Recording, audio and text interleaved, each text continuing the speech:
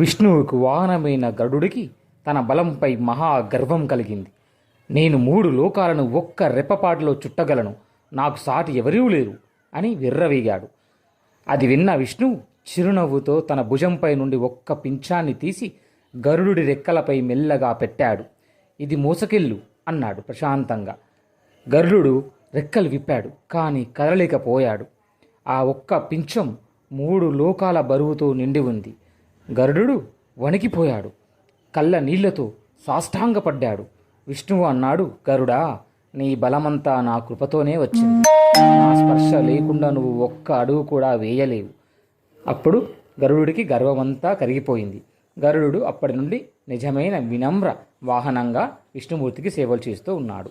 ఇలాంటి ఆడియోస్ కోసం, ఇంకా రహస్యాల కోసం జీవన సత్యం ఛానల్ని సబ్స్క్రైబ్ చేసుకోండి, షేర్ చేయండి, లైక్ చేయండి.